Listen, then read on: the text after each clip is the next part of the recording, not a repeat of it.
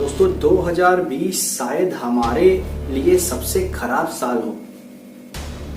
हम अपने घरों में बंद हैं, कुछ कर नहीं सकते, पर यही हमारे लिए अच्छा भी है।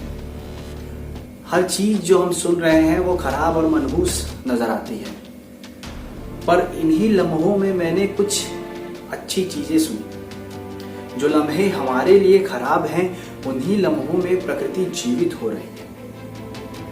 ऐसे कई केसेस मैं आपको आज बताऊंगा जिनमें आप ये जानेंगे कि प्रकृति 2020 में बाकी सालों के कंपैरिजन में ज्यादा ब्लूम कर रही है, और इसकी वजह डायरेक्टली और इनडायरेक्टली हम ही है।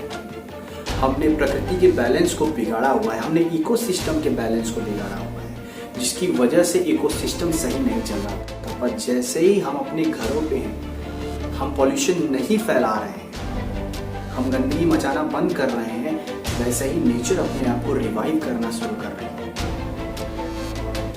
जैसे अब मैं आपको बताने जा रहा हूं कुछ ऐसे एग्जाम्पल्स, कुछ ऐसे सीन्स जिनसे आप ये समझ सकेंगे।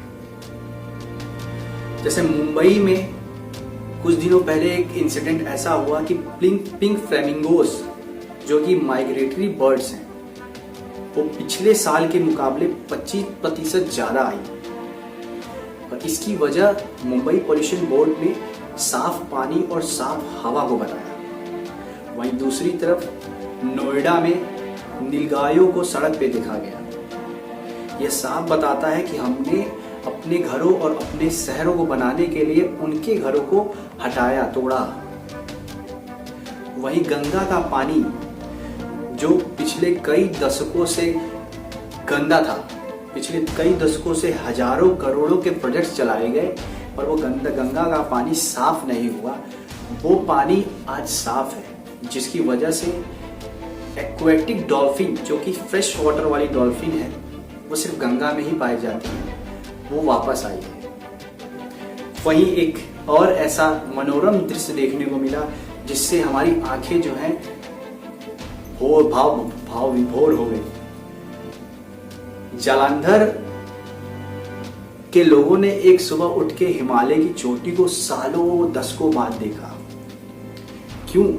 क्योंकि हवा साफ और शुद्ध थी, विजिबिलिटी जो थी वो दूर तक थी।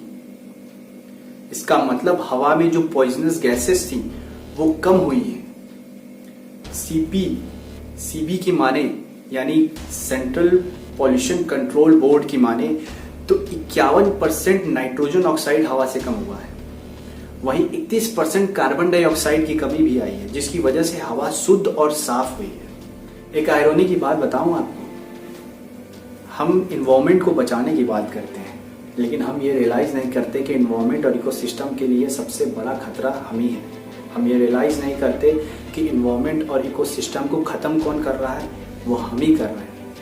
जिस दिन हम ये रियलाइज कर लेंगे कि इन्वायरमेंट और इकोसिस्टम के लिए सबसे बड़ा खतरा हम हैं, इन्वायरमेंट को हम ही खत्म कर रहे हैं, अर्थ को हम ही नुकसान पहुंचा रहे हैं, उस दिन अपने आप चीजें सही होने लगेंगी। उस दिन अपने आप हम सब कुछ सही कर देंगे।